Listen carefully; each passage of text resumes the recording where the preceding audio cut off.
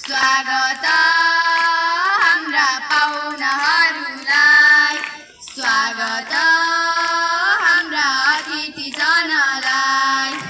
आशा सपना बोकेरै अघि बढ्ने हो आज, सुरक्षित रमाइलो बनाउँछौ बालमैत्री समाज। स्वागत हाम्रा पाहुनाहरूलाई, स्वागत हाम्रा महानुभावलाई। खेलकुद शिक्षा दिन हामी आज उठाउँछौँ, बाल श्रम र हिंसा छैन यस्तो समाज बनाउँछौँ। स्वागत हाम्रा पाहुनाहरूलाई, स्वागत हाम्रा अतिथिजनलाई।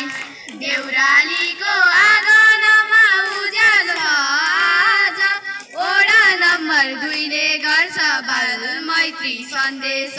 नानीहरूको हाँसोमा बन्छ खुसीको गीत, सपना अधिकार माया यो हाम्रो जीत।